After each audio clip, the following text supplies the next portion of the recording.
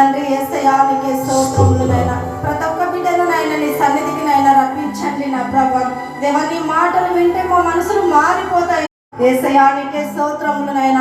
తండ్రి పాస్టర్ గారు మరి ఇప్పుడు వాక్యం వింటప్పుడు మా హృదయాలు మరి వాక్యము చెప్పిన ప్రభు మేము వినేటట్టు చూడండి నాయన. యేసయ్యా నీకే స్తోత్రములు నా ప్రభా. ఈ ఉదయకాలం ఉంది నా ప్రభా, నీ కృప సహాయంతో ప్రతి బిడ్డను దీవించండి, ఆశ్రయించండి నాయన. ప్రభా నీకే వందనములు. ఈ చిన్న ప్రార్థన ఆలకిస్తామని నమ్ముతున్నాను నాయన.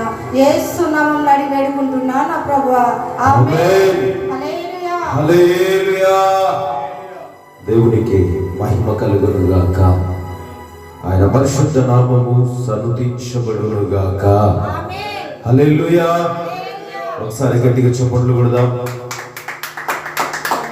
ఈ కాలం అనగా ఈ సంవత్సర కాలం అంతా దేవుడు మనను సమృద్ధైన కృపతో నింపి బలపరిచినందుకు దేవాది దేవునికే మహిమ ఘనత ప్రభావములు ఆయనకే యుగ యుగములు చెల్లునుగాక. మంచిది పిల్లరా, మరొక మారు మన ఆయన సన్నిధానంలో ఈ పునరుత్థానపు ఆదివారపు ఆరాధనలో మనం పాలివారమై ఉండుటకు ఇది దేవుని చిత్తం. కాబట్టి చేరిన మీ అందరికీ ప్రభు అయిన యేసు పరిశుద్ధ నామం పేరిట శుభాలు తెలియచేస్తూ అందరికీ వందనాలు తెలియచేస్తున్నాను. దేవుడు మిమ్మల్ని మీ కుటుంబాలను దీవెనగా ఆశీర్వాదకరంగా అనేకులకు మాదిరిగా మిమ్మల్ని ఈ సంఘమున ఉంచునుగాక. హల్లెలూయా. మంచిది. దేవుడు మరి నా పట్ల చేసిన కార్యము అల్పుడనైన నన్ను, వెర్రివాడనైన నన్ను, అభాగ్యుడనైన నన్ను,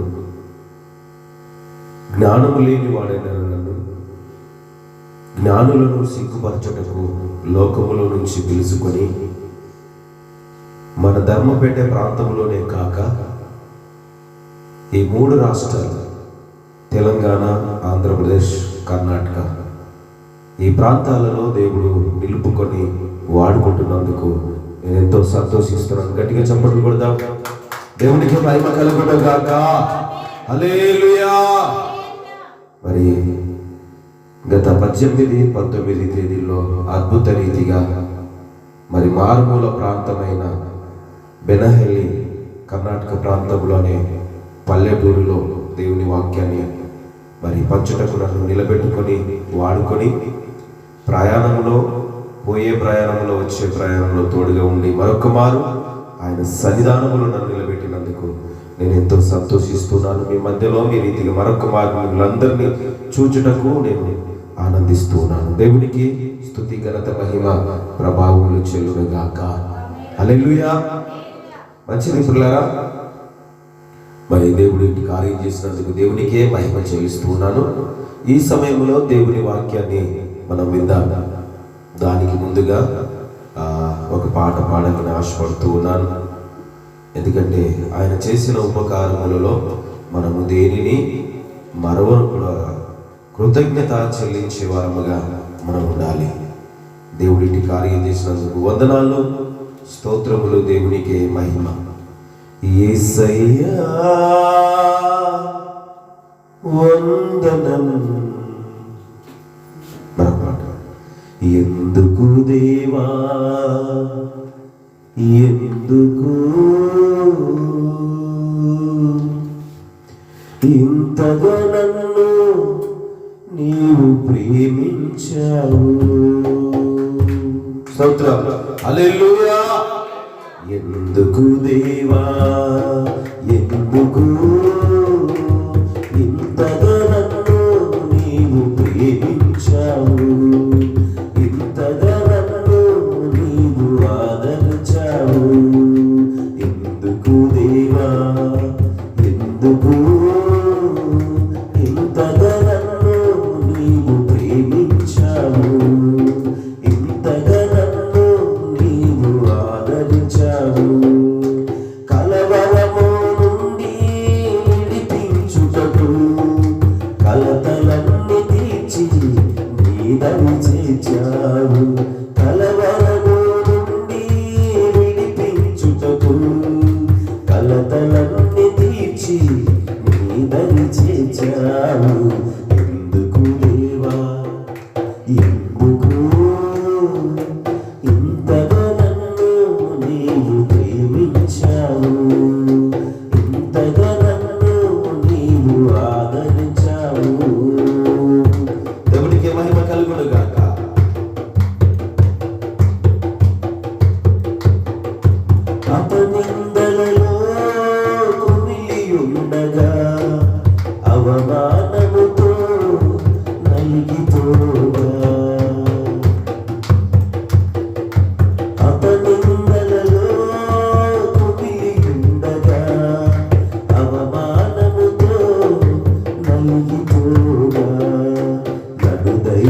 ధైర్యపరచావు, నాకు నెమ్మదినిచ్చావు.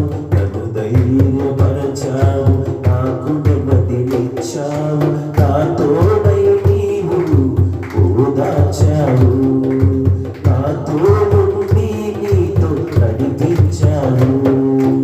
ఎందుకు దేవా, ఎందుకు ఇంతగా నన్ను నీవు ప్రేమించావు, ఇంతగా నన్ను నీవు ఆదరించావు. దేవునికి స్తోత్రాలు. ఆమేన్. దేవునికి అసాధ్యమైనది ఏదీ లేదు. పనికి రాని వాడనని పరులు దూషించిన, పలుమార్లు వారు నిందించిన, పనికి రాని వాడవని పరులు దూషించిన, పలుమార్లు వారు నిందించిన. నన్ను చేరదీశావు, నాకు నేర్పించావు. నన్ను చేరదీశావు, నాకు నేర్పించావు. నా తోడై నీకై నిలుపుకున్నావు, నాతో ఉండి నీతో కలుపుకున్నావు. ఎందుకు దేవా, ఎందుకు ఇంతగా నన్ను నీవు ప్రేమించావు, ఇంతగా నన్ను నీవు ఆదరించావు, ఇంతగా నన్ను నీవు ప్రేమించావు, ఇంతగా నన్ను నీవు ఆదరించావు. కలవరము నుండి విడిపించుటకు, కలతలన్నీ తీర్చి నీదని చేర్చావు. కలవరము నుండి విడిపించుటకు, కలతలన్నీ తీర్చి నీదని చేర్చావు. ఎందుకు దేవా, ఎందుకు ఇంతగా నన్ను నీవు ప్రేమించావు, ఇంతగా నన్ను నీవు ఆదరించావు, ఇంతగా నన్ను నీవు ప్రేమించావు, ఇంతగా నన్ను నీవు ఆదరించావు. ఎందుకు దేవా, ఎందుకు అల్పుడనైన నన్ను, అభాగ్యుడనైన నన్ను, జ్ఞానము లేని వాడనైన నన్ను పలుమార్లు దూషించి, ప్రభువా పనికి రానివాడు అని వెలివేసిన దేవా, నీవు నన్ను చేరదీశావయ్యా, నీ హక్కును చేర్చుకున్నావయ్యా. నీ మాటలతో నాయన నన్ను ఆదరించి, నీ వాక్యముతో నా హృదయమును నింపి నాకు అనేక విషయాలు నేర్పించి, నీ పనిలో నీ సాధనముగా, నీ శబ్ద తరంగముగా, నాయన నీ పనిముట్లుగా నన్ను వాడుకున్నావయ్యా. మనుషులు వెలివేసిన, మనుషులు దూషించిన దేవా, నీ సొత్తుగా నన్ను నిలుపుకున్నావయ్యా. దేవా, ఏమి ఇవ్వగలనయ్యా నీకు, ఏమి ఇవ్వగలయ్యా నీకు, ఏమి ఇచ్చిన రుణాన్ని నేను తీర్చలేను తండ్రి. అవునయ్యా, ఎన్నో ప్రాంతాలు తిప్పావు ఆయన, అనేక నేను విషయాలను నేర్పించావు. నీ కృపలో దాచావు, నీ మహిమలో దాచావు. నీ మహిమను అనేకులకు కనపరిచే ఒక సాధనముగా వాడుకుంటూ ఉన్నావు ఆయన. 18-19 తేదీల్లో కర్ణాటకలో నిలిపి ఆయన అక్కడ అనేక విషయాలు, అనేక సంగతులు తెలియపరచుటకు వాడుకున్నావు.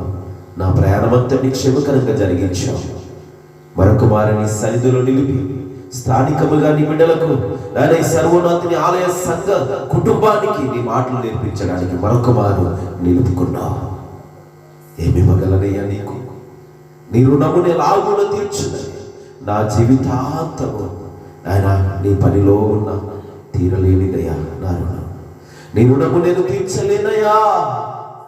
దేవానికి వందనాలు తండ్రి. ఈ సమయమందు నాయన కృతజ్ఞతా స్తోత్రములు చెల్లిస్తూ ముందున్న సమయాన్ని చేతులకు అప్పగించుకుంటూ నాయన నా నోరు నింపి ఈ సమయంలో మాట్లాడే సంగతులు నీవని ఎరుగుటకు, ప్రతి బిడ్డ గ్రహించుటకు, వినగలిగిన చెవులు గ్రహింపగల హృదయం దయచేయమని నన్ను ఒక సాధనముగా వాడుకొనమని, నీ బిడ్డలకు వినిపింపచేయడానికి శబ్ద తరంగముగా నిలుపుకొనమని, నీవే నా నోటికి తోడుగా ఉండి వాడుకొని 700 ఆత్మ చేత ఎత్తిపట్టి నింపి మాట్లాడుమని నీ నామానికి మహిమ ఘనత ప్రభావాలు ఆరోపించుకుంటూ యేసయ్య పుణ్య నామములోనే అడిగి వేడుకొని ప్రార్థిస్తున్నాము తండ్రి.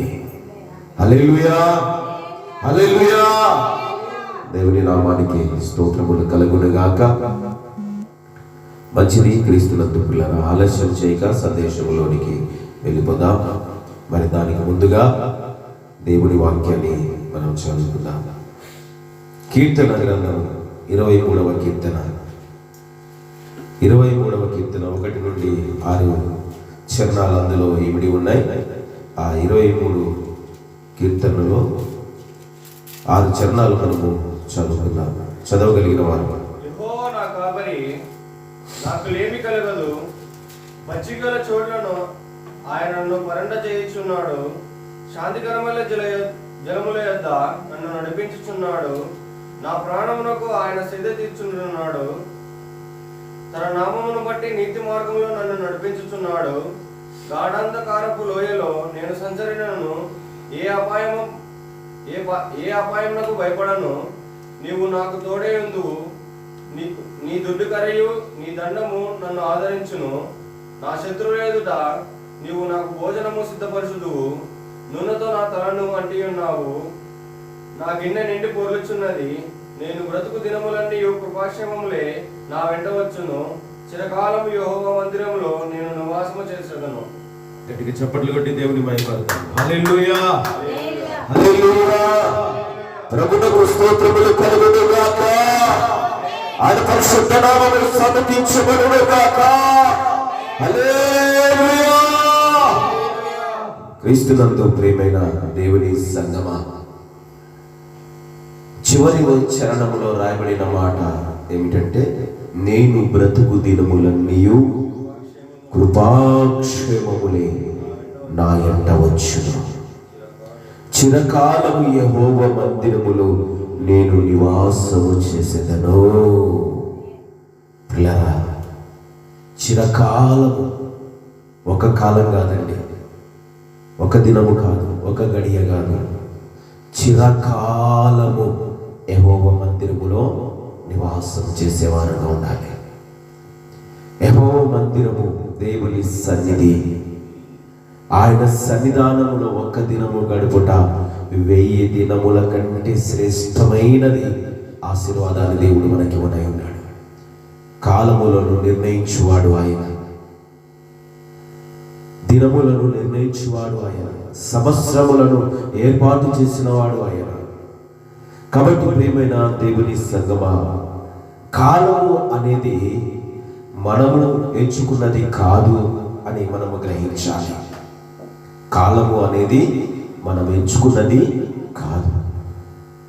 ఇప్పుడు 2026వ సంవత్సరము మరి ఒక 10 రోజుల్లో మనం ముందుకు రాబోతుంది. ఆ కాలం, ఆ సంవత్సరం, మరి ఆ సంవత్సరమును ఎవరు చూస్తారో, ఎవరు ఆ సంవత్సరంలో అడుగు పెట్టగలుగుతారో మరి మనకైతే తెలియదు. కానీ కాలమును నిర్ణయించేవాడు, మన కాలములను నిర్ణయించేవాడు దేవుడై ఉన్నాడు.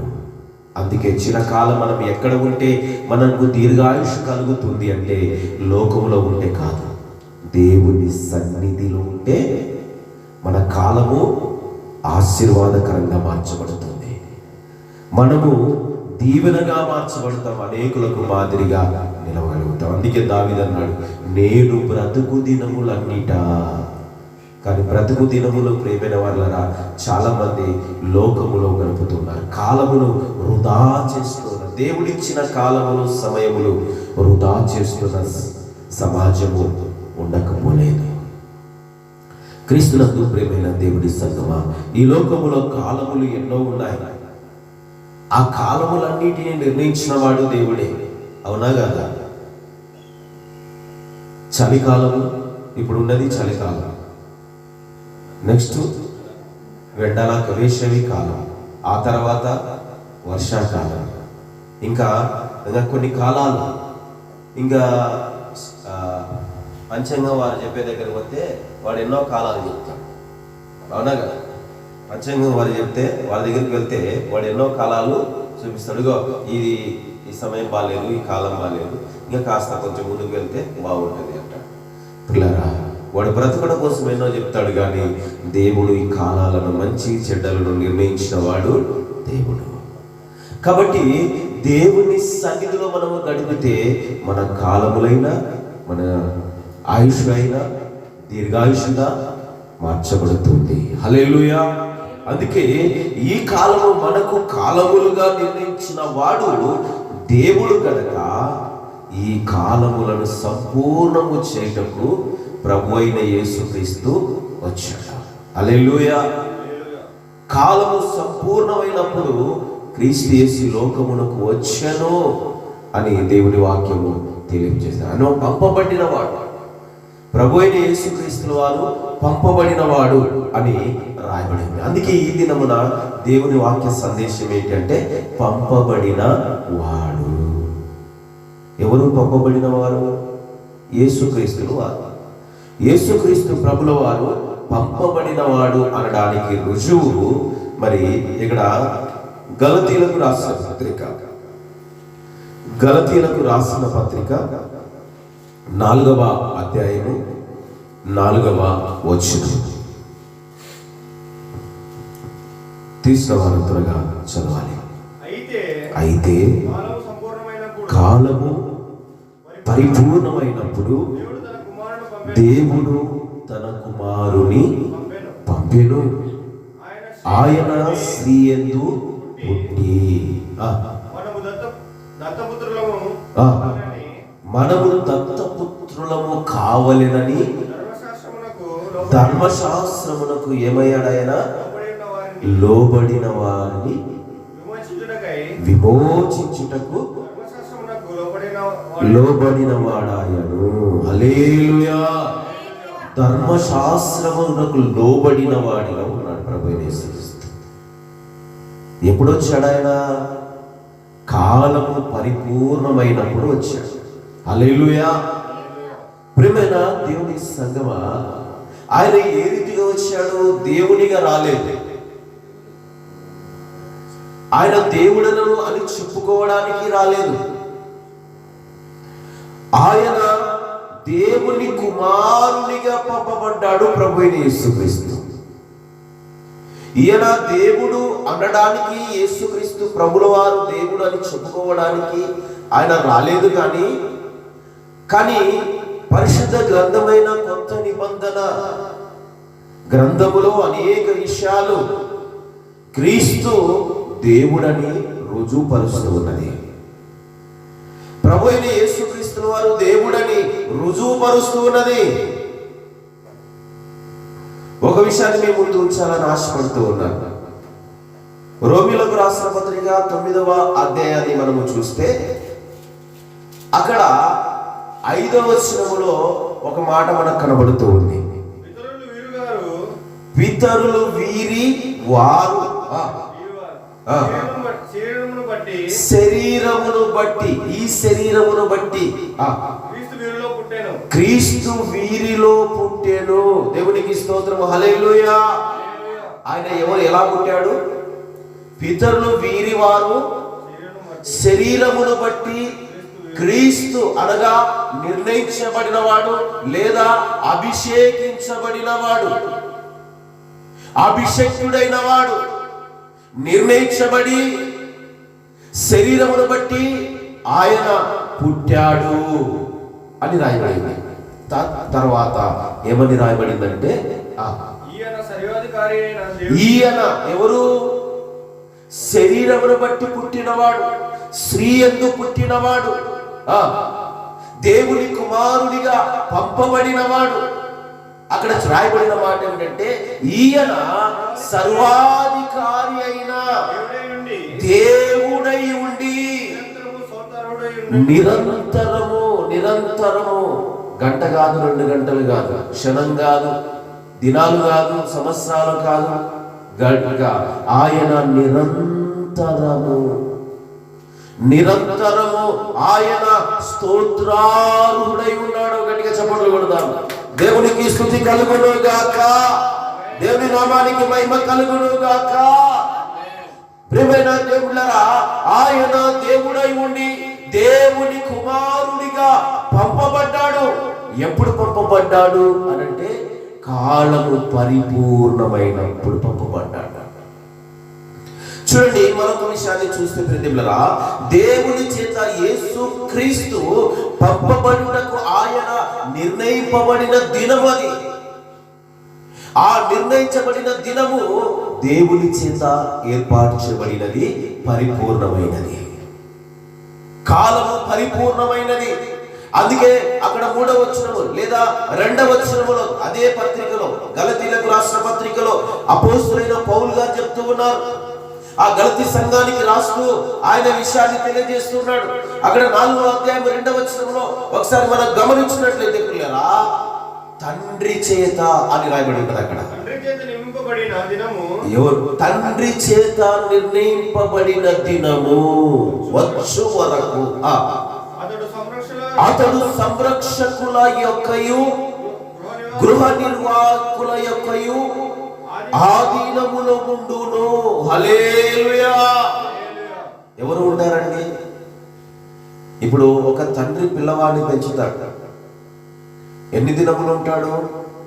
ఇప్పుడు ఒక స్కూల్కి పంపించాలి అన్నా, లేదా ఆ స్కూలులో చదివి పెద్దవాడై కావాలి అన్నా, ఉద్యోగాన్ని సంపాదించుకోవాలన్నా తల్లిదండ్రుల ఆధీనములో ఉంటాడు.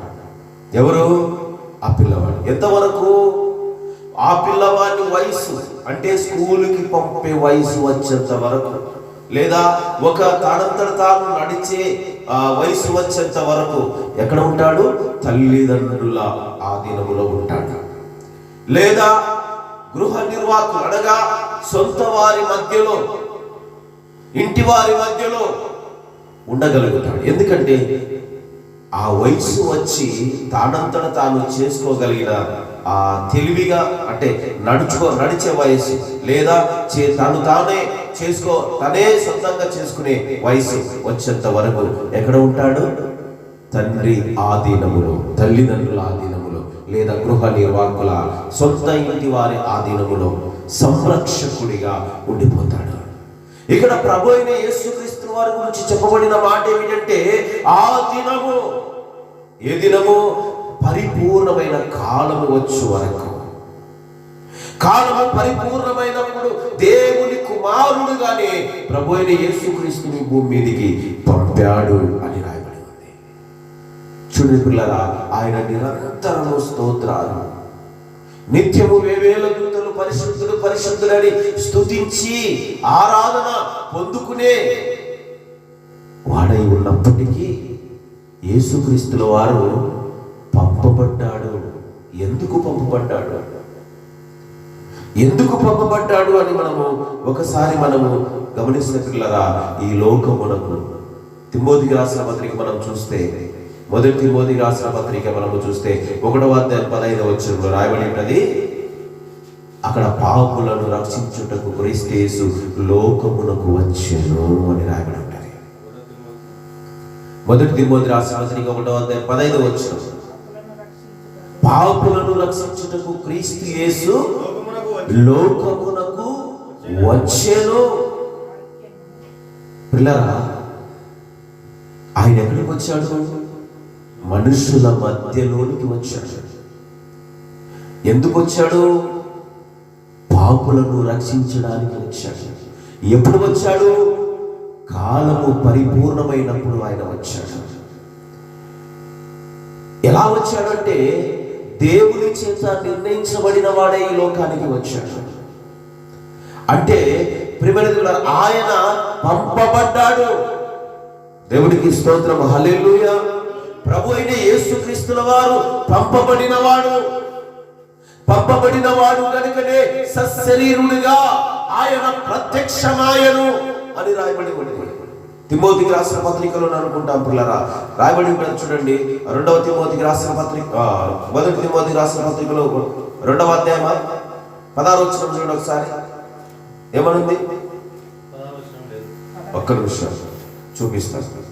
లేదంటే 3వ తిమోతి చూడండి, 3వ పత్రిక 3వ అధ్యాయం, తిమోతి 3వ అధ్యాయం 16వ వచనం, 3వ అధ్యాయం 16వ వచనంలో ఉంటుంది చూడండి. అక్కడ నిరాక్షేమముగా దైవభక్తిని గురించిన మర్మము గొప్పదై ఉన్నది.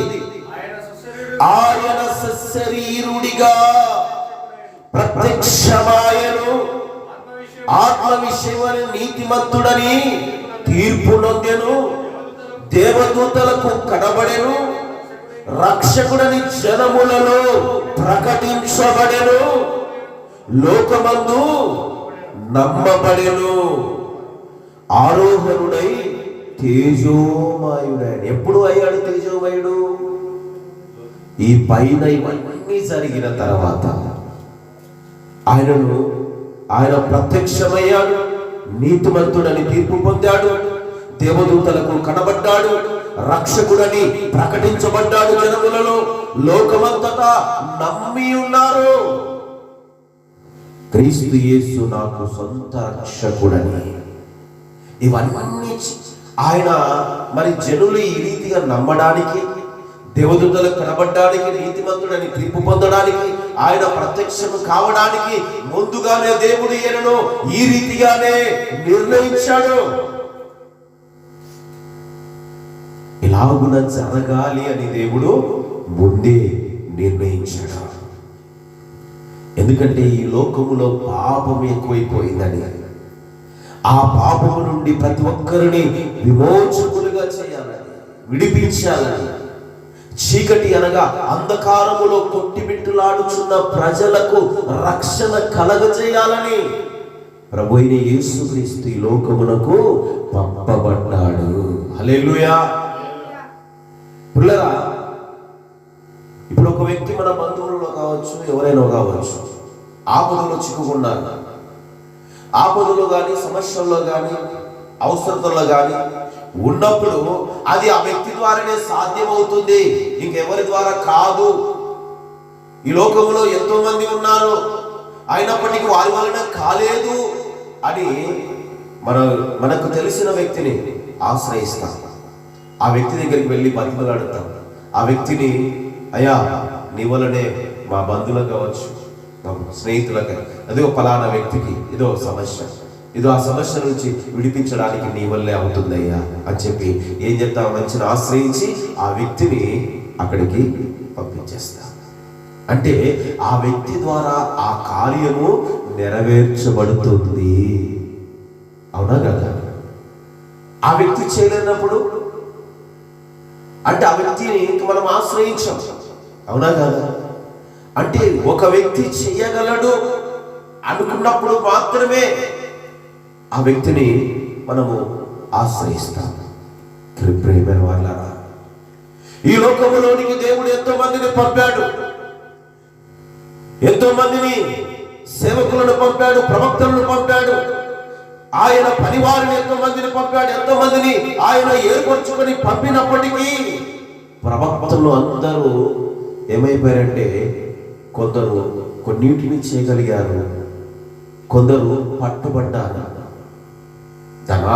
ధనాన్ని ఆశించి మరి పట్టుబడివారు. వారు పట్టుబడిన వారిలో ఒక వ్యక్తిని నేను చెప్పాలని ఆశపడతాను, బిలాము. హల్లెలూయా. ప్రవక్త అయిన బిలాము ఈ లోకధనమును ఆశించి పట్టుబడిపోయాడు. గాడిద చేత బుద్ధి చెప్పించుకున్నాడు బిలాము. ఎవరైనా బిలాము ఒక ప్రవక్త, దేవుని చేత ఏర్పాటు చేయబడిన ఒక ప్రవక్త. ప్రియమైన వాళ్ళ ఎంతో మంది దేవుని చేత ఏర్పాటు చేయబడిన వారు, పంపబడిన వారు అనేకులు ఉన్నారు. అపోస్తలులు అనబడిన వారు ఎందరో. అపోస్తలు అంటే పంపబడిన వారు అర్థం. అయితే ఈ కొత్త నిబంధనలకు ముందుగా ఎంతమంది ప్రవక్తలు ఏర్పరచబడ్డారు, సేవకులు ఏర్పరచబడ్డారు. ఈ లోకంలో ఉన్న ప్రతి మానవాళికి సంరక్షణ కలిగించాలి అని దేవుడు నిర్ణయించాడు. అయినప్పటికీ దేవుడు అనుకున్నట్టుగా ఈ లోకములో పరిశుద్ధత లేకుండా ఉండిపోయింది. ఎవరిలో పరిశుద్ధత కనబడలేదు, ఎవరు దేవునికి విధేయులుగా కనబడలేదు, ఎవరైనా దేవుని యొక్క భయభక్తులు కలిగి వారిగా ఉండలేకపోయారు. కారణం ఏంటంటే నడిపించేవాడు సరైన క్రమంలో నడిపించలేకపోవడం.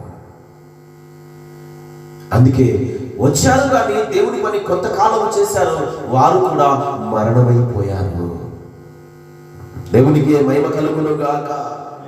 క్రీస్తునందు ప్రియమైన దేవుని, అందుకే ప్రభు ఏం చేశాడంటే, దేవాది దేవుడైన దేవుడు ఏం చేశాడంటే, కాలం ఇంకా పరిపూర్ణమవుతోంది, నేను నిర్ణయించిన వ్యక్తిని నేను మరలా నేను పంపించబోతున్నానని చెప్పేసి ప్రభు అయిన యేసుక్రీస్తుని ఈ భూమి మీదకి పంపించాడు. నిర్ణయించబడినవాడు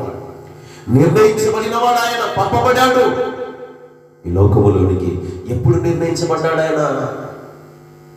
ఈ వీరి కంటే ముందుగానే నిర్ణయించబడ్డాడు ఆయన. హల్లెలూయా. ఈ లోకములోనికి వచ్చిన ప్రవక్తల కంటే ముందుగా నియమించబడిన వాడు ఆయన. ఆది సంబుద్ధుడు, ఆయన ఆదరణకర్త అయి ఉన్నాడు, ఆధారభూతుడై ఉన్నాడు.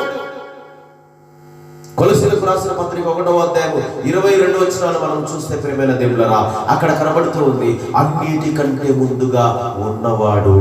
హల్లెలూయా.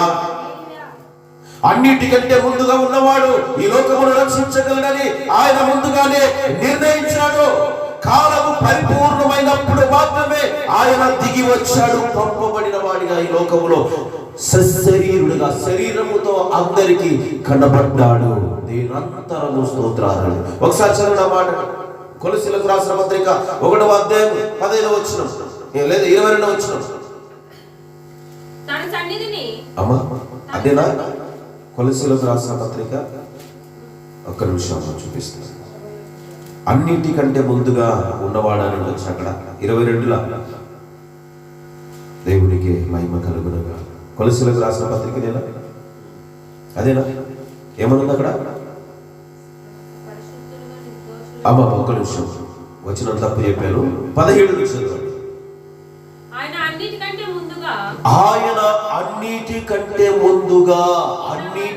ముందుగా ఉన్నవాడు, ఆయనే సమస్తమునకు ఆధారభూతుడు, సంగమను శరీరమునకు ఆయనే శిరస్సు, ఆయనకు అన్నిటిలో ప్రాముఖ్యత కలుగు నిమిత్తము ఆయన ఆది అయి ఉండి మృతులలో నుండి లేచుటలో ఆది సంభూతుడు ఆయను.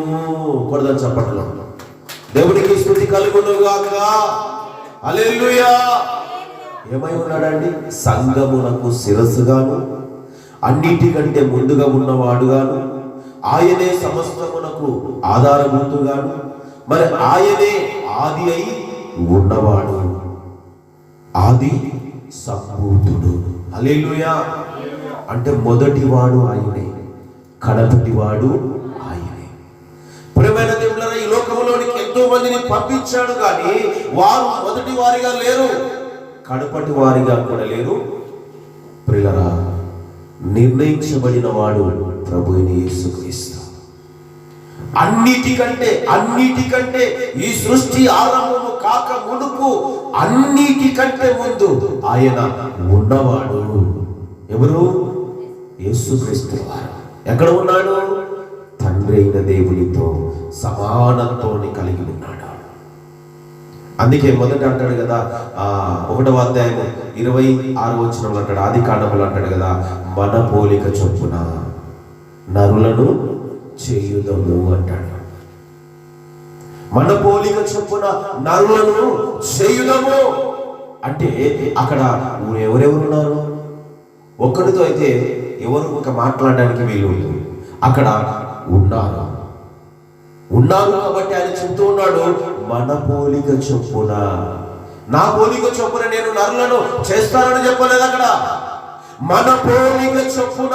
ఒకసారి చదవండి ఆ మాట. ఆది కాండం 1వ అధ్యాయం 26వ వచనం. దేవుడు మాట్లాడుతున్నాడు అక్కడ ఉన్న వారితో.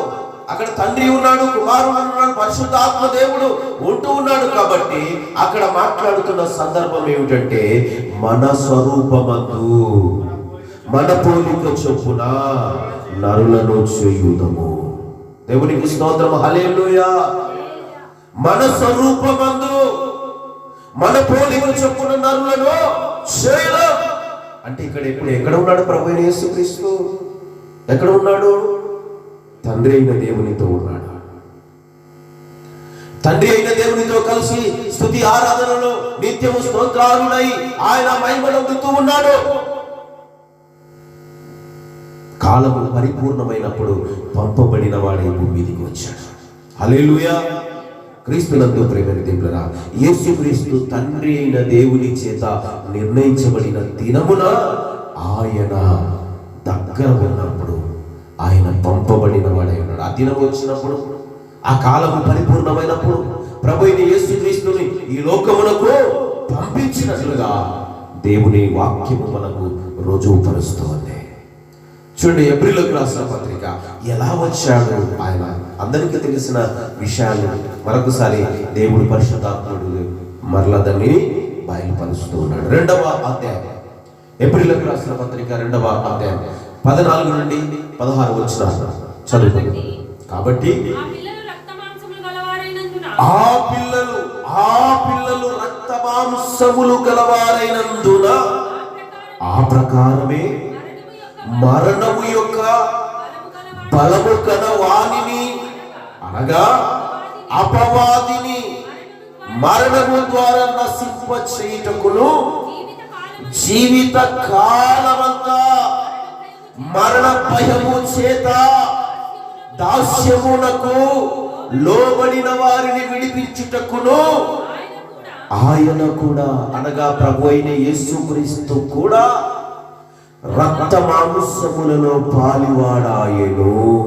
16 వచనం, ఎలయనగా ఆయన ఎంత మాత్రమును దేవదూతల స్వభావమును ధరించుకొనక అబ్రహాము సంతానమును స్వభావమును ధరించుకొని ఉన్నాడు. హల్లెలూయా. ఆ పిల్లలు రక్త మాంసములు గలవారైనందున. ఏ పిల్లలు? ఆ పిల్లలు ఎవరు? దేవుని యందు విశ్వాసం కలిగిన వారు. ఈ లోకములో ప్రతి మనిషి రక్త మాంసములు గలవాడై ఉన్నారు. ప్రియమైన దేవులారా, ఆయన యందు విశ్వాసం కలిగిన పిల్లలు కూడా రక్త మాంసములు కలిగిన వారై ఉన్నారు, అనగా శరీరాన్ని ధరించుకొనిన వారై ఉన్నారు. అందుకే ప్రభు అయిన యేసుక్రీస్తు ఆ ప్రకారమే ఏ ప్రకారము శరీరమును ధరించుకొని ఉన్నాడు. ఆయన కూడా రక్త మాంసములలో పాలివారై ఉన్నాడు, అంటే దానిని ధరించుకొనిన వాడై ఉన్నాడు. ఎందుకు ఆయన పంపబడ్డాడు శరీరముతో అనంటే, దేవదూతల స్వభావమును ధరించుకోలేదు ఆయన. నేను దేవుని కదా, దేవుని కుమారునిగా పంపబడ్డాను కదా, ఇంకా అయినప్పటికీ నా స్వభావాన్ని నేను మార్చుకోకూడదు అనుకోలేదు ఆయన. ఆయన స్వభావాన్ని చూపించలేదు. అక్కడ చూపించిన స్వభావం ఏంటి అంటే, ప్రియమైన దేవులారా, అబ్రహాము సంతాన స్వభావాన్ని చూపించాడు. అబ్రహాము సంతాన స్వభావం ఏంటి? అబ్రహాము సంతానం ఎవరు? మనందరం దేవుని యందు విశ్వాసం ఉంచబడిన వారు. మనము విశ్వాసములకు, ఆయన విశ్వాసులకు తండ్రిగా నిర్ణయించబడిన వాడు అబ్రహాము సంతానముగా మనము నిర్ణయించబడ్డాము. అనగా మనం విశ్వాసం గలవారిగా ఉంటూ ఉన్నాం. అబ్రహాము ఎలాంటి విశ్వాసం గలవాడై తండ్రి యందు ఆయన భయభక్తులు గలవాడై ఉన్నాడో అలాంటి వారిగా ఉండాలని అబ్రహాములకు విశ్వాసులుగా తండ్రిగా నిర్ణయించాడు. ఆయన సంతానమునంతటిని. అందుకే ప్రభు అయిన యేసుక్రీస్తు వారు కూడా ఆయన నిరంతరము స్తోత్రాలుడై దేవుడై ఉండి కూడా ఆ స్వభావాన్ని చూపించలేదు. ఎవరి స్వభావాన్ని చూపించాడు అంటే, అబ్రహాము సంతాన స్వభావం. అబ్రహాము స్వభావం కూడా చూపించలేదు అక్కడ, అబ్రహాము సంతాన స్వభావాన్ని చూపించాడు. హల్లెలూయా. అబ్రహాము సంతాన స్వభావం ఏంటి? తండ్రికి లోబడుగా. అబ్రహాములకు తన కుమారులు ఏ రీతిగా లోబడ్డారో అదే రీతిగా ప్రభు అయిన యేసుక్రీస్తు వారు కూడా నన్ను పంపిన దేవుని యందు నేను భయభక్తులు కలిగిన వాడనై ఉండాలి, నేను ఆయన కుమారునిగా ఉండాలి. నా స్వభావము ఆయనతో సమానత్వంగా నేను చూపించుకోకూడదు. ఆ దేవదూతల స్వభావాన్ని నేను ధరించుకోకూడదు. నేను ఇప్పుడు దేవుడను కాను, కుమారుడను. నేను పంపబడిన వాడను, సశరీరుడిగా భూమి మీదకి వచ్చిన వాడను, మానవ అవయవాలను నాలో ఉన్నాయి అని చెప్పేసి ఆయన ఈ భూమి మీద ఎలాంటి స్వభావం చూపించాడంటే అబ్రహాము సంతాన స్వభావాన్ని ధరించుకుని వాడిగా కనబడుతున్నాడు. ప్రేమైన వాళ్ళగా చూడండి, ఎంత దీనాతి దీనము ప్రభుదే, ఎంత దీనాతి దీనమో ఆయన కనబడుతుంది. మనిషిగా ఆకారమందు మనిషిగా కనబడుతూ ఉన్నాడు. కానీ ఆయన దీనత్వం ఏంటో తెలుసా? ప్రతి మనిషిని పాపములో నుండి విడిపించాలి. ప్రతి మనిషిని ఆ సాతాను బంధకాలలో బంధించబడిన వారిని విడిపించాలి.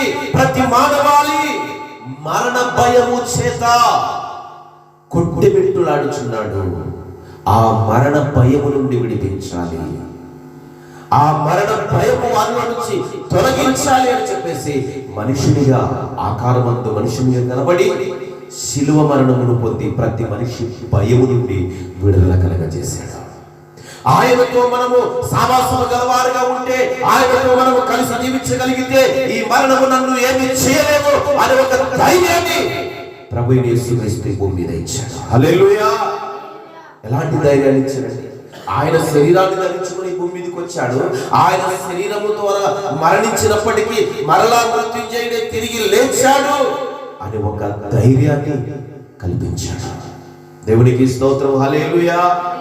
ప్రేమైన దేవుని పిల్లలారా, ప్రతి మనిషి కూడా ఆ ధైర్యాన్ని పొందుకొని ఇంకా మరణమునకు భయపడకూడదు. కానీ మనుషులందరూ ఏం చేస్తారు తెలుసా? ఆ మరణం అనే భయము చేత భయపడిపోతూ ఉన్నారు. అందుకే ఇక్కడ 15వ వచనంలో చెప్పబడిన మాట, 14వ వచనంలో చెప్పబడిన మాట ఏమిటంటే, ఆ ప్రకారమే ఆయన శరీరాన్ని ధరించిన రక్తమాంసములో పాలివారై మరణము యొక్క బలము గలవానిని, అనగా అపవాదిని మరణము ద్వారా నశింపచేయుటకు అని రాయబడింది. ఎవరు ఇప్పుడు మరణానికి బలము కలిగిన వాడు? ఎవరు మరణానికి బలము కలిగిన వాడు? ఎవరు? అపవాది. అపవాది మరణింప చేయగలడు. కానీ ఆ మరణం భయము చేత భయపడుతున్న జనులను ధైర్యపరచుటకే క్రీస్తు యేసు ఈ లోకమునకు పంపబడ్డాడు. మరణం ఎప్పుడు వస్తుంది? పాపము పరిపక్వమైనప్పుడు మరణం వస్తుంది. హల్లెలూయా! చూడండి ఒకసారి యాకోబు రాసిన పత్రిక అనుకుంటా 4వ అధ్యాయం 15వ వచనం చూడండి ఒకసారి. యాకోబు రాసిన పత్రిక 4వ అధ్యాయం, అదేనమ్మా తీసారా? కనుక సముచితమై బ్రతికియుండి ఇది అది చేతమని చెప్పుకొనవలెను. అదేనా? ఒక్క నిమిషం. 4వ అధ్యాయం, ఒక్క నిమిషం.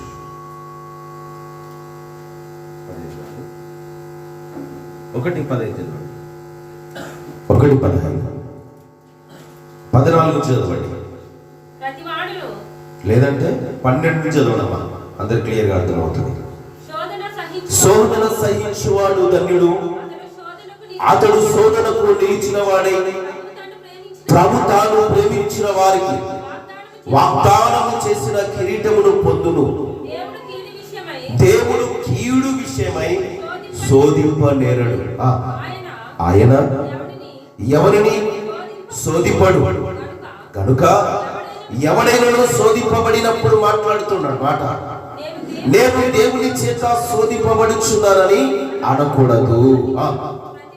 ప్రతివాడు తన స్వకీయమైన దురాశల చేత ఇడువబడి మరు కొల్పబడిన వాడై శోధింపబడును.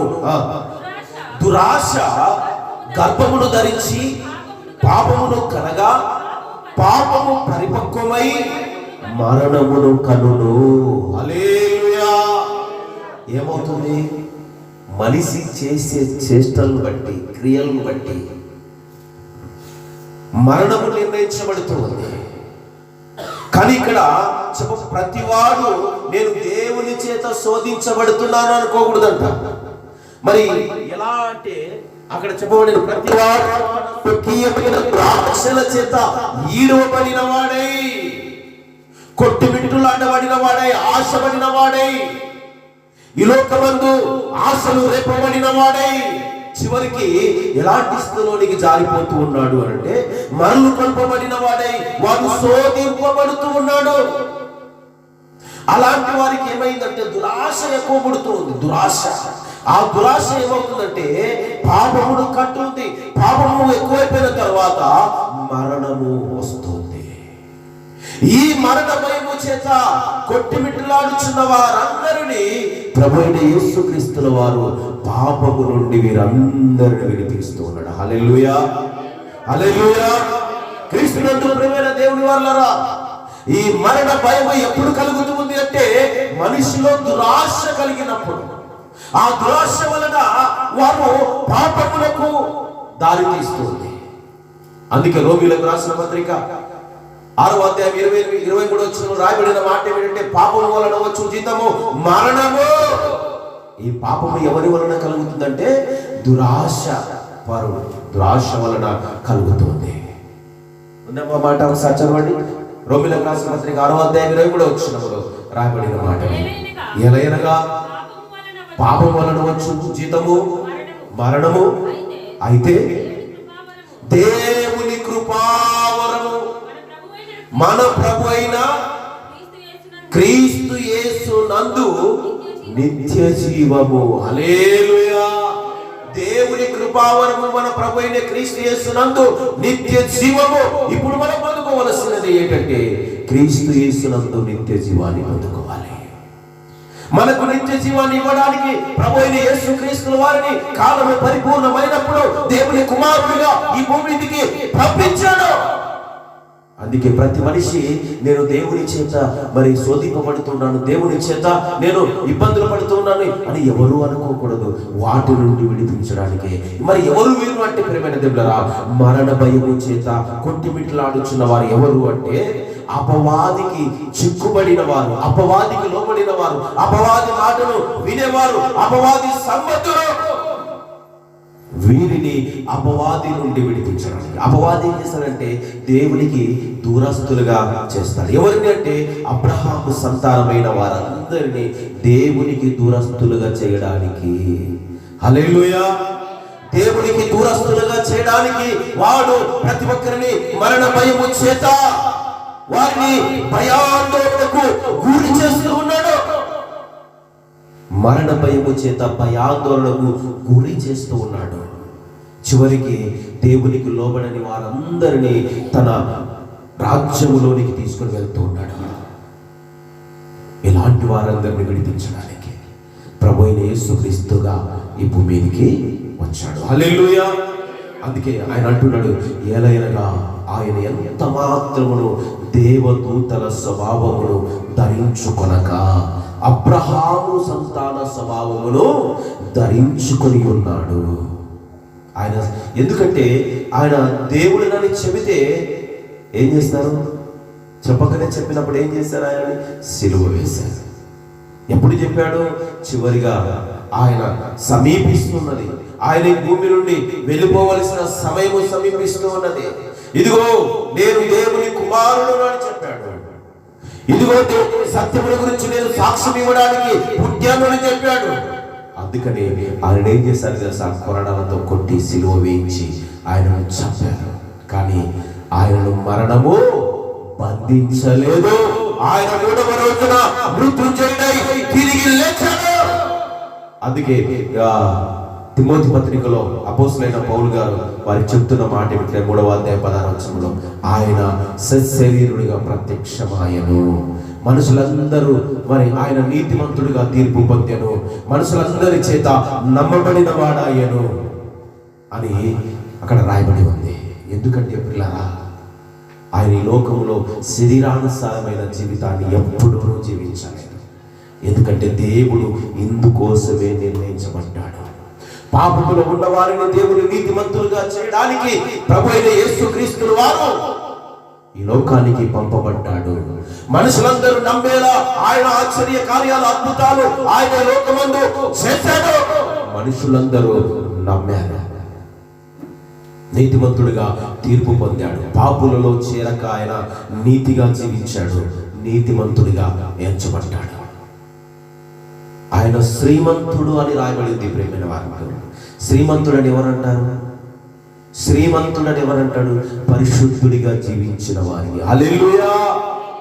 మంచిగా ఈ లోకములో మనుషులందరినీ మరి తన మార్గములో సరళముగా, వంకర త్రోవలన్నిటిని సరళముగా చేసి, విట్టలుగా ఉన్న స్థలములన్నిటిని తిన్నగా చేసి ఆ మార్గములో నడిపించిన వాడు ప్రభువైన యేసుక్రీస్తు వారు. నీ కాలికి రాయి తగలకుండా నిన్ను కాపాడతానన్నాడు దేవుడు. ప్రియ సహోదరి, సహోదరుడా, ఈ లోకములోనికి కాలము పరిపూర్ణమైనప్పుడు ప్రభువైన యేసుక్రీస్తుగా పంపబడిన వాడు ఆయన. సత్యముల గురించి సాక్ష్యం ఇవ్వడానికి పంపబడిన వాడు ఆయన. నీతిమంతుడిగా ఎంచబడిన వాడు ఆయన. మనుషులందరి చేత నమ్మబడిన వాడు ఆయన. దేవదూతలకు కనబడిన వాడు ఆయన. చివరికి ఆయన మరణమును జయించి మృత్యుంజయుడై తేజోమయుడయ్యాడు ఆయన. హల్లెలూయా. ఆరోహణుడయ్యాడు ఆయన.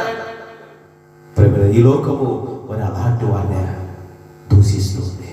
ఈ లోకము అలాంటి వారినా ప్రియమైన దేవుని పంపబడిన వారిని మనము విశ్వసించాలి. పంపబడిన వారి యందు మనము విశ్వాసం కలిగిన బిడ్డలుగా ఉండినప్పుడే మన జీవితానికి సాధకము.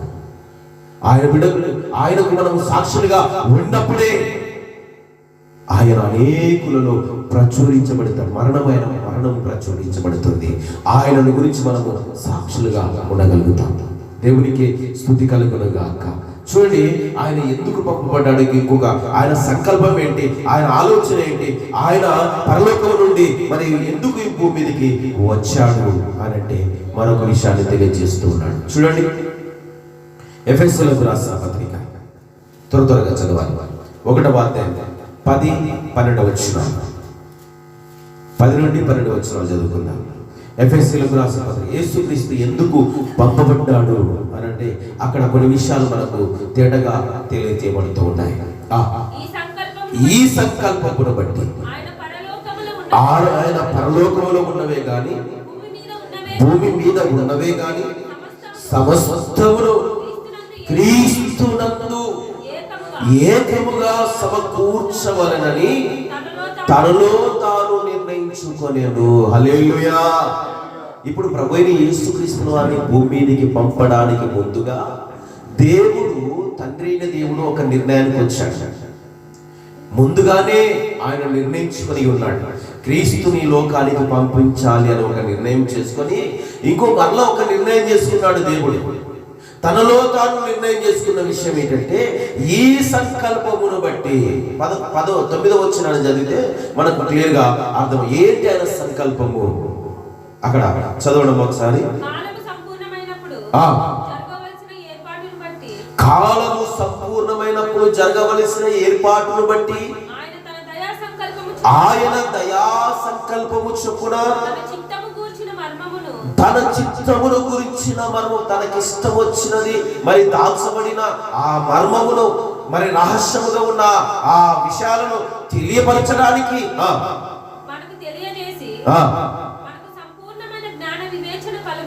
మనకు అనగా తన యందు ఎవరైతే ఉంటారో సంపూర్ణ జ్ఞాన వివేచన కలగజేయడానికి ఆ కృపను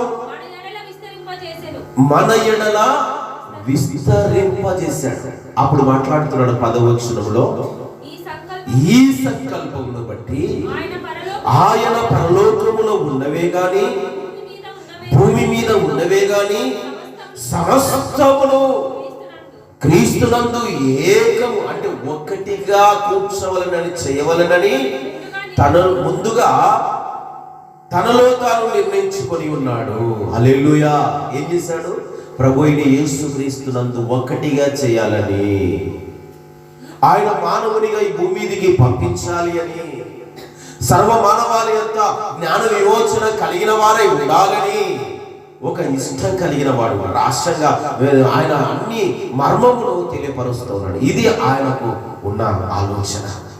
దేవునికి ఉన్న మన పట్ల ఉన్న ఆలోచన ఇది.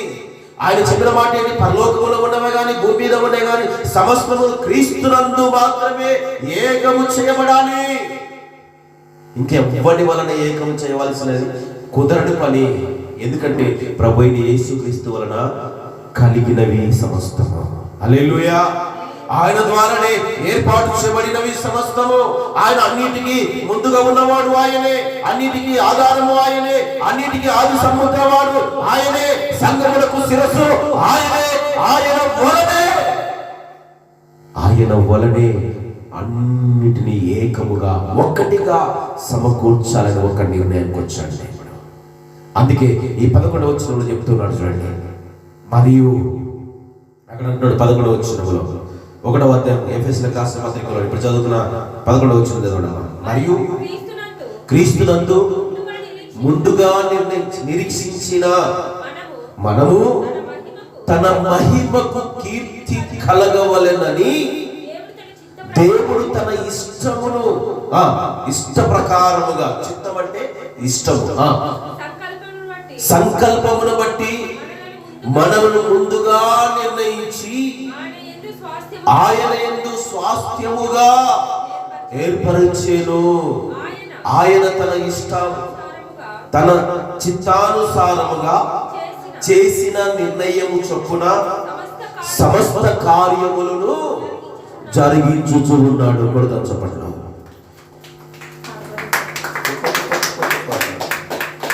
చెప్పట్లేదు. ఎటు ఉండాలా? దద్దరిల్లాలా. దేవునికి మహిమ కలుగునుగాక. హల్లెలూయా. సమస్తము కార్యములు జరిగించడానికి, అంతటా సమస్తమును యేసుక్రీస్తునందు ఏకము చేయడానికి, ఆయన ఇష్టమును నెరవేర్చుకొనుటకు దేవుడు తన చిత్త ప్రకారమైన సంకల్పమును బట్టి మనల్ని ముందుగా నిర్ణయించాడు. దేనికోసం నిర్ణయించాడు? దేనికోసం మనందరిని ఏకం చేయాలనుకున్నాడు? దేనికోసము మనందరినీ మరి ఒకటిగా చేయాలని ఆలోచన కలిగి ఉన్నాడు అంటే ఆయనకు కీర్తి కలగవలెనని. హల్లెలూయా. నా మహిమను నేను వేరొకరికి ఇచ్చువాడను కాను, నా మహిమ నిమిత్తమే ఈ జనులను సృజించి ఉన్నాను అని యెషయా గ్రంథ ప్రవక్త ద్వారా దేవుడు మాట్లాడుతున్నాడు. ప్రియమైన దేవులారా, ఇప్పుడు మనము దేనికోసం నిర్ణయించబడ్డాము క్రీస్తులో అంటే దేవునికి కీర్తి కలిగించడానికి. అందుకే ప్రభు అయిన యేసుక్రీస్తులో అందరము ఏకము చేయబడి దేవుని కీర్తించాలి అనే ఉద్దేశంతో కాలము పరిపూర్ణమైనప్పుడు ప్రభు అయిన యేసుక్రీస్తుని భూమి మీదకి పంపాడు. సమస్త కార్యములు జరిగించుచు ఉన్నాడు ప్రభు అయిన యేసుక్రీస్తు. సమస్త కార్యములు, ఒక కార్యం కాదు, 2 కార్యాలు కాదు, 100 కాదు, 2 కాదు, 1000 కాదు, మిలియన్స్ కాదు, ఇంకా ఎన్నో. ఆయన సమస్త కార్యములు ఈ రాయడానికి భూమి చాలదట. ఆయన కార్యములు అద్భుతాలు. ప్రియమైన వాళ్ళరా, ఒకసారి ఆలోచించండి. ఈరోజు మనము ఎందుకు ఏర్పరచబడ్డాము అంటే దేవుని కీర్తికి కారణము. దేవునికి కీర్తి కలగజేయడానికి మనము ఈ భూమి మీద క్రీస్తులో ఏర్పాటు చేయబడి ఉన్నాము. ఆయన స్వాస్థ్యములో పాలివారమై ఉండడానికి ఏర్పాటు చేయబడ్డాం. ఆయనకు కీర్తి కలగజేయడానికి మనము ఏర్పాటు చేయబడ్డాం. అందుకే క్రీస్తు మనందరినీ ఒకటిగా చేయడానికి, సమకూర్చడానికి వచ్చాడు. గొల్లల వాడు ఏం చేస్తాడు? చెదిరిపోయిన వాటన్నిటిని ఇప్పుడు అడవిలోనికి తీసుకెళ్తాడు. ఒక కొండపైన పచ్చిక బలికిన చోట్ల వాటిని వదిలివేస్తాడు. వదిలివేసి ఇంటికి తిరిగి వస్తాడా? కనిపెట్టుకొని ఉంటాడు. అన్ని పచ్చిక వేస్తూ ఉంటాయి. కొన్ని ఆ కంచె దాటి చేలోకి వెళ్ళి వేస్తూ ఉంటాయి. కానీ కనిపెడుతూ ఉంటాడు. ఏదైతే కంచె దాటి వెళుతూ ఉందో వాటిని జాగ్రత్తగా కాయువాడై ఉన్నాడు కాపరి. అందుకే అన్నిటినీ సమకూర్చి అన్నిటికీ సరైన బోధ చేసి మనందరినీ ఒకటిగా చేయడానికి క్రీస్తు ఈ భూమి మీదికి సశరీరుడిగా ప్రత్యక్షమయ్యాడు అనడానికి దేవుడు పంపాడు అని మనం తెలుసుకోవాలి. దేవునికి స్తోత్రం కలుగునుగాక. క్రీస్తునందు ప్రియమైన దేవుని సంగమా, ఈరోజు అనేక విషయాలు మనం నేర్చుకుంటున్నాం. కానీ వాటిని గ్రహించలేని స్థితిలో లోకము బ్రతుకుతూ ఉంది. ఈ సంవత్సర కాలంలో ఎన్నో మాటలు నేర్చుకున్నాం. ఈ డిసెంబర్ మాసంలో ఎన్నో విషయాలు నేర్చుకున్నాం. అయినా ఇంకా లోకము క్రీస్తుని సత్యాన్ని ఎరగక బ్రతుకుతూ ఉంది లోకం. కాబట్టి ప్రేమైన వల్లరా, ఎందుకంటే దేవుడు తన చిత్త ప్రకారమైన సంకల్పమును బట్టి మనల్ని ముందుగానే నిర్ణయించుకున్నాడు. ఎప్పుడు ముందుగా నిర్ణయించుకున్నాడు అంటే ఎప్పుడు నిర్ణయించుకున్నాడు ఆయన? ముందుగా నిర్ణయించుకోవడం అంటే ఎప్పుడమ్మా? ఇప్పుడు ఒక పని చేయాలనుకున్నాను, నేను ఒక పని చేయాలనుకున్నాను. ఏం చేస్తాను? ముందే దానిని సమకూర్చేసుకుంటాను. ప్రభువైన యేసుక్రీస్తుల వారిని నిర్ణయించక ముందే మనందరినీ ఆయనలో ఒకటిగా ఏర్పాటు చేసుకున్నాడు. జగత్తు ఉత్పత్తి చేయక ముందే మనలను ఆయనలో ఏర్పరచను అని రాయబడి ఉన్నది. జగతి ఉత్పత్తి కాకముందే, ఉత్పత్తి అంటే తయారు చేయకబడక ముందుపే మనందరినీ ఆయన, జగతి ఉత్పత్తి చేయకముందే ప్రేమైన దేవుడా మనల్ని ఆయన ఏర్పాటు చేశారంటే, ఇంకా చూడండి, మన రాబోయే తరములు కూడా ఆయనలో ఏర్పాటు చేయబడిన వారే. హల్లెలూయా. అందుకే ఎవరు తప్పిపోకూడదని ప్రభువైన యేసుక్రీస్తుల వారిని ఈ భూమి మీదకి పంపించాడు. ఎప్పుడు పంపించాడు? కాలములు పరిపూర్ణమైనప్పుడు. అందుకే ప్రియమైన దేవుని సంగమా, అందుకే ఆయన ఏం చేశాడు? ప్రభువైన యేసుక్రీస్తు లోకానికంటే ఆయన కంటే ముందుకు వచ్చారు, ఎంతోమంది ప్రకటించారు. అయినప్పటికీ ఆయన చేయవలసిన పనిని ఆయన ప్రారంభించాడు. ఎక్కడ? మార్కు సువార్త 1వ అధ్యాయం 14 చదవండి. 14 వచ్చిన మార్కు సువార్త 1వ అధ్యాయం 14 వచ్చిన 14 యోహాను చెరబట్టబడిన తర్వాత యేసు ప్రభుల వారు మాట్లాడుతున్నారు. కాలము సంపూర్ణమై ఉన్నది, దేవుని రాజ్యము సమీపించుచు ఉన్నది, మారు మనసు పొంది సువార్తను నమ్మండి చెప్పుచు దేవుని సువార్తను ప్రకటించుచు గలిలయకు వచ్చెను. హల్లెలూయా. గ్రీకు దేశములో ఉన్నది గలిలయ ప్రాంతం, అనగా అన్యజనులు నివసించు ప్రాంతం. అది గలిలయ అన్యజనులు నివసించు ప్రాంతము. అన్యజనుల మధ్యలోనికి ప్రభువైన యేసుక్రీస్తు పంపబడిన వాడై ఉన్నాడు. చెరపట్టబడిన వారి మధ్యలోనికి వెళ్ళిపోయాడు. సాతాను అంధకారంలో బందీ అయిపోయిన వారి మధ్యలో పోయాడు. ఆచారముల చేత ఈడవబడుచున్న జనముల మధ్యలోనికి ప్రభువైన యేసుక్రీస్తుగా పంపబడ్డాడు.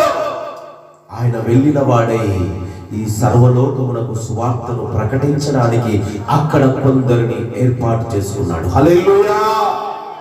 దేవుని గురించి ప్రకటించడానికి, క్రీస్తుల గురించి ప్రకటించడానికి ఆయన ఒక దూతను, అనగా యోహానును ఏర్పాటు చేసుకున్నాడు. యోహాను అనేక విషయాలు ఆయన ప్రకటిస్తూ ఉన్నాడు. మార్గదర్శనం పొందిన వారికి బాప్తిసం ఇస్తూ ఉన్నాడు. బాప్తిసం పొందిన వారు దేవుని రాజ్య వారసులుగా ప్రకటిస్తూ ఉన్నాడు.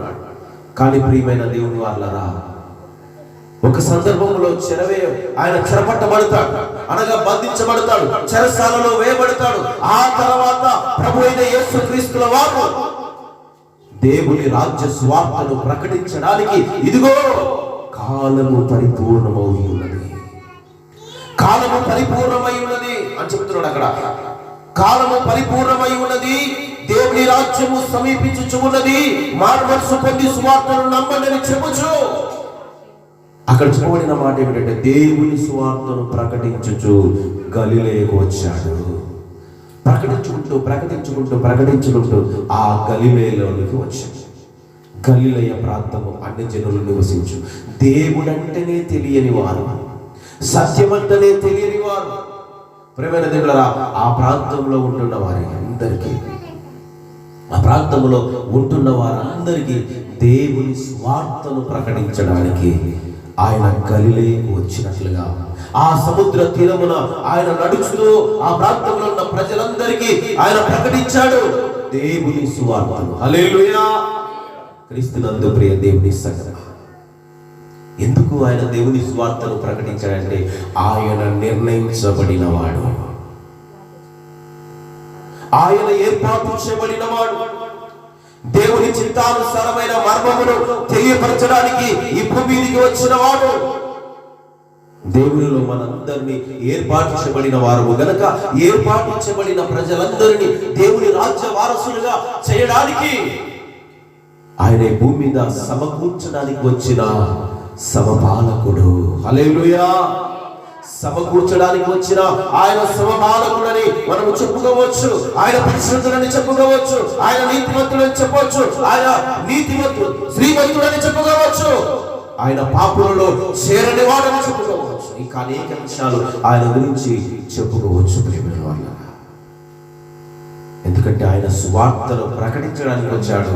ఆయన నేను దేవుడనని చెప్పుకోవడానికి రాలేదు. హల్లెలూయా. క్రీస్తునందు ప్రియమైన దేవుని బిడ్డలారా, ప్రభువైన యేసుక్రీస్తుగా దేవుడు వచ్చాడు. ఆయన భూమి మీద నమ్మబడ్డాడు. నమ్మబడ్డానికి కారణం ఏంటంటే అనేక విషయాలు, ఆశ్చర్య కార్యాలు, సమస్త కార్యములు ఆయన జరిగించాడు కాబట్టి అందరూ నమ్మారు. గుడ్డివానికి కళ్ళను తెరవజేశాడు. కుంటి వారిని నడవనిచ్చాడు. వినలేని వారికి వినికిడిని కలగజేశాడు. పక్షవాయు కలిగిన వారిని ఆయన లేపాడు. 12 సంవత్సరాల నుండి రక్తస్రావం కలిగిన స్త్రీని ఆయన స్వస్థపరిచాడు. దయ్యములు పట్టిన ఆ కుమార్తెను స్వస్థపరిచాడు. చనిపోయిన వారిని లేపాడు. ఎన్నో ఎన్నో అద్భుతాలు, ఎన్నో ఆశ్చర్య కార్యాలు ఆయన చేసినట్లుగా మనం చూస్తూ ఉన్నాం.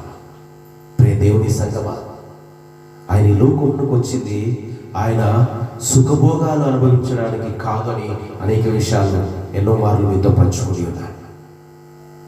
ఎందుకు పంపబడ్డాడు అని ఈరోజు ఈ సందేశం ద్వారా మనం చెప్పుకోకుంటే, ఆయనలో మనం ఏర్పాటు చేయబడిన వారు, క్రీస్తు యేసులో మనము ఏర్పాటు చేయబడిన వారము.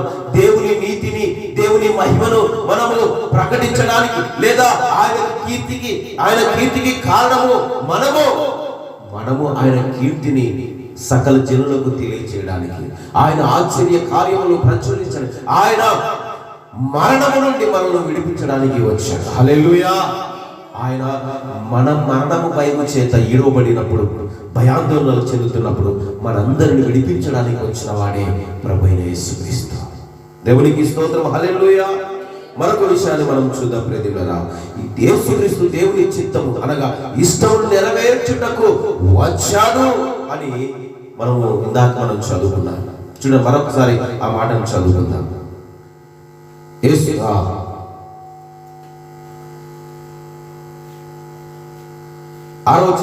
గలతీయులకు రాసిన పత్రిక 4:6. అందరూ క్రీస్తు యేసును అంగీకరించడానికి ప్రభువైన యేసుక్రీస్తు వారి హృదయములో మీకు పంపాడు అని రాయబడి ఉంది. దేవునికి స్తోత్రం. హల్లెలూయా. ఆ 4వ అధ్యాయంలో మనం చదువుకుంటూ వస్తే ఈ మాట మనకు అక్కడ కనబడుతుంది. 6వ వచనం, 4వ అధ్యాయం 6వ వచనం, గలతీయులకు రాసిన పత్రిక. తీసినవారు చదవడమ్మా. 4వ అధ్యాయం 6వ వచనం. మరియు మీరు కుమారులై ఉన్నందున నాయనా తండ్రి అని మొరపెట్టుచు తన కుమారుని ఆత్మను దేవుడు మన హృదయములోనికి పంపెను. హల్లెలూయా. ఎప్పుడు పంపాడు దేవుడు మన హృదయములోనికి? ఎప్పుడు పంపాడు చెప్పండి. ఎప్పుడైతే మొరపెడతారో, అబ్బా తండ్రి, నాయనా తండ్రి, ఎప్పుడైతే మనము మొరపెట్టడానికి సిద్ధపరచబడతామో ఆత్మను దేవుడు మన హృదయములోనికి పంపెను. మొరపెట్టిన వారికే తన ఆత్మను పొందుకునే ధన్యతను దేవుడిస్తాడు. పరిపూర్ణతను కలిగిన వారికే దేవుడు తన ఆత్మను పొందుకునే కృపను దేవుడు దయచేస్తాడు. ప్రియమైన దేవుని సంగమా, మొరపెట్టినంత కాలము నువ్వు దేవుని ఆత్మను అనుభవించలేవు. ఒకవేళ అది అనుభవిస్తున్నట్లుగా అనిపిస్తే అది దయ్యపు ఆత్మ. హల్లెలూయా. అది దయ్యపు ఆత్మే గాని పరిపూర్ణమైన ఆత్మను పొందుకునే వారు లేరు. ఉన్నా ఒకవేళ దేవుని సన్నిధిలో అబ్బా తండ్రిని గోజాడే వారిగా ఉండాలి, మొరపెట్టుకునే వారిగా ఉండాలి, దేవునికి భయపడే వారిగా ఉండాలి, దేవుని ఏర్పాటులో ఆయన సంకల్పంలో ఎరిగిన వారై ఉండాలి. దేవుడు నా కోసమే పంపబడిన వాడు అని తెలుసుకుని వారై ఉండాలి. అలాంటి వారికి దేవుని ఆత్మ హృదయములోనికి పంపబడుతుంది. హల్లెలూయా. దేవుని ఆత్మ హృదయములోనికి పంపబడుతుంది. అందుకే అక్కడ చెప్తున్నాడు, కుమారుని ఆత్మను దేవుడు మన హృదయములోనికి పంపాడు. ఎప్పుడు పంపాడు? మీరు కుమారులై ఉన్నందున అంటున్నాడు. అక్కడ అందరిని, ఇక్కడ స్త్రీ అని పురుషుడని భేదము లేదు, దేవునికి కుమారులై ఉన్నందున అని చెప్తున్నాడు. అక్కడ దేవునికి కుమారులమై ఉన్నందున నాయనా తండ్రిని ఎవరైతే మొరపెడతాడో యేసు ప్రభుల వారి ఆత్మను మనలోనికి, మన హృదయంలోనికి పంపిస్తాడు. ఆల్రెడీ ఆయన సశరీరుడిగా ఈ లోకంలోనికి పంపబడ్డాడు, శరీరధారిగా ఈ లోకానికి వచ్చాడు, వాక్యమై ఉన్నవాడు మన మధ్యలో 33.5 సంవత్సరములు శరీరాన్ని ధరించుకుని వాడై మనకు బదులుగా హింసలు, అన్యాయం, అక్రమాలు ఆయన ద్వారా మరి ఆయన మీద మోపబడ్డాయి. అన్యాయం చేయబడిన వాడిగా, అవమానము నొందిన వాడిగా ఆయనను దూషించారు, ఆయన ఉమ్మి వేశారు, ఆయన పిడిగుద్దులతో గుద్దారు. కారణం ఎవరో తెలుసా? మనమే. ప్రియమైన దేవులారా, ఎవరికి వారు చెప్పుకుంటే నేనే ప్రభువా నీవు ఆ రీతిగా మరి అవమానము నొందడానికి కారకుడము మేమే, నేనే ప్రభువా అని చెప్పుకోవాలి. ఎందుకంటే ప్రియ దేవులారా, ఎవరైతే పరిపూర్ణతమైన విశ్వాసం కలిగి హృదయమును దేవునికి అప్పగించుకున్న వారిగా ఉంటారో వారిలోనికి దేవుని కుమారుని ఆత్మ పంపబడుతూ ఉంది. శరీరుగా పంపబడ్డాడు, తర్వాత మనం ఆయనను అంగీకరిస్తే ఆయన ఆత్మ మనలోనికి వస్తుంది. ఇది మనము గ్రహించాల్సిన విషయం. ఎందుకోసము ఆయన ఈ లోకానికి పంపబడ్డాడు అంటే రక్షించడానికి, రక్షింపబడిన వారిలో తన ఆత్మను నింపడానికి క్రీస్తుగా ఈ లోకానికి వచ్చాడు. ప్రియమైన దేవుని సంగమా, ప్రియ సహోదరి సహోదరుడా, ప్రియమైన దేవుని వాళ్ళారా, జాగ్రత్తగా ఈ విషయాన్ని, ఎందుకంటే అంత్యకాలములలో యేసుక్రీస్తు అనేకులను విడిపించడానికి నిర్ణయించబడిన వాడిగా పంపబడ్డాడు. మనము ఆయన యందు విశ్వాసం ఉంచబడిన వారి, ఆయన సంకల్పం ఏదైతే ఉందో, ఆయన ప్రణాళిక ఏదైతే ఉందో, ఆయన దేని కోసమైతే మనని ఈ లోకములో రక్షించడానికి వచ్చాడో ఆయనను మనము నమ్మాలి, ఆయన నీతిమంతుడని అంగీకరించాలి, ఆయన యందు విశ్వాసం ఉంచాలి, ఆయన యందు భయభక్తులు కలిగిన వారుగా ఉండాలి. పంపబడిన వాడు మన కోసం ఈ లోకానికి వచ్చాడు.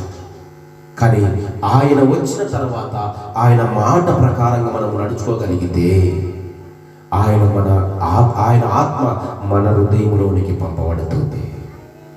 శరీరంగా పంపబడ్డాడు, కానీ ఆయన ఆత్మ మనలోనికి రావాలి అంటే మనము హృదయములో ప్రభును అంగీకరించాలి. ఆయన అంగీకరించబడిన వాడిగా లోకానికి వచ్చాడు, పంపబడిన వాడిగా వచ్చాడు. క్రీస్తునందు ప్రియ సహోదరి సహోదరుడు, పిల్లరా, జాగ్రత్తగా ఈ విషయాన్ని గమనించండి. మరొక చివరిగా ఒక వచనాన్ని చదువుకొని ముగించేస్తాం. అపోస్తల కార్యం 1వ అధ్యాయం 7వ వచనం. అపోస్తల కార్యం 1వ అధ్యాయం 7వ వచనం. దేవునికి మహిమ కలుగును గాక. చదువుకుందాం.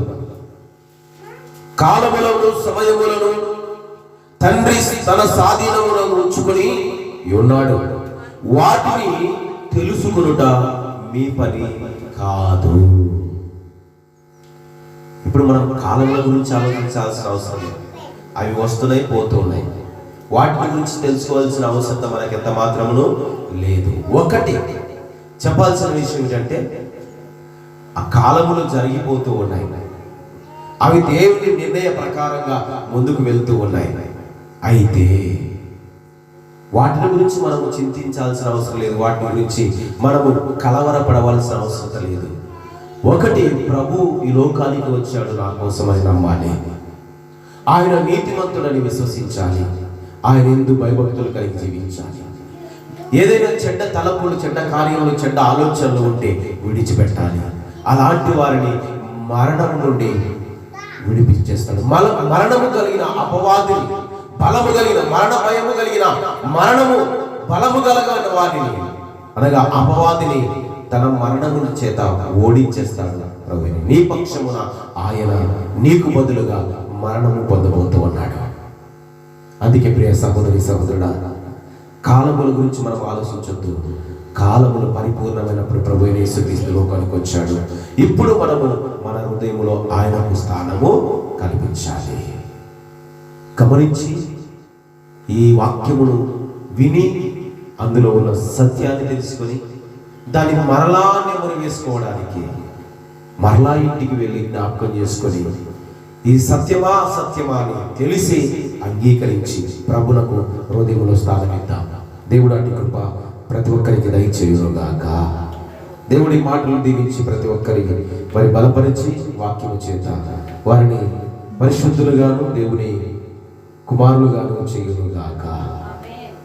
మంచి మిత్రులారా, చిన్న ప్రార్థన చేసుకున్న తదుపరి మిగతా కార్యక్రమంలోకి వెళ్ళిపోదాం. అందరు కళ్ళు మూసుకొని, మహాగరుడమైన దేవ, పరిశుద్ధుడైన తండ్రి, మమ్మల్ని మిక్కులుగా ప్రేమించిన మా కన్న తండ్రి, నీకు వందనాలు. ఈరోజు మేము సంఘము ఈ లోకములోనికి క్రీస్తుగా నువ్వు పంపబడ్డావు అని తెలుసుకుని అనేక విషయాలను బట్టి నేను స్తుతిస్తూ ఉన్నాను. నీ దాసు నోట్ల వినిపించబడిన మాటలు బట్టి నీకు మహిమ చెల్లిస్తున్నా. కృతజ్ఞతాస్తుతి నీకే సమర్పించుకుంటూ ఉన్నాను. విన్న మాటలు ప్రతి బిడ్డ హృదయంలో నాటండి, ఫలింపచేయండి. ఏ ఒక్కరూ వాటిని విడిచిపెట్టకుండానట్లు, ఏ ఒక్కరూ వాటిని ప్రభు వదిలివేయకుండానట్లు హృదయమందు భద్రపరచుకొని ఆ ప్రకారంగా జీవించడానికి తీర్మానం చేసుకున్న కృప దయచేయమని, తీర్మానం చేసుకున్న బిడ్డల హృదయంలో నీ ప్రభు ప్రతి ఒక్కరిని దీవించి జ్ఞానముతో వారిని పెంచండి. వివేకం కలిగిన వారిగా, నీకు లోబడిన వారిగా వారిని పెంచండి. ఆయన పంపబడిన వాడవని తెలిసి ఎరిగిన వారై హృదయములోనికి ప్రభు నీ ఆత్మను పొందుకునే మా బిడ్డలుగా ఉండటం సహాయం దయచేయండి. నీ కృపా బలం ఆశీర్వాదం క్షేమం ప్రతి ఒక్కరికి దయచేసి నీ నామాన్ని వ్యాపించు నాయన. మరి 2025 సంవత్సరం ఈ చివరి వారాల్లో మేము ఉంటూ ఉండగా నీ కృపయే కారణమని మేము నమ్ముతూ ఉన్నాం. నీకే వందనములు స్తోత్రం చెల్లిస్తూ ఈ చెప్పబడిన సందేశం అంతటికి నీరు కట్టి ఫలింపచేసి ప్రతి బిడ్డ హృదయంలో నాటి ఫలింపచేసి ఆ ప్రకారంగా జీవించడానికి తమ ఆత్మలను మరి నశింపుచ్చిపోకుండా తండ్రి ఆత్మ సంబంధమైన మందిరముగా కట్టబడే కృప దయచేయమని క్రీస్తు యేసు నామములోనే ఈ మనవులన్నీ మీకు సమర్పించి ప్రార్థిస్తున్నాము తండ్రి. ఆమేన్. హల్లెలూయా.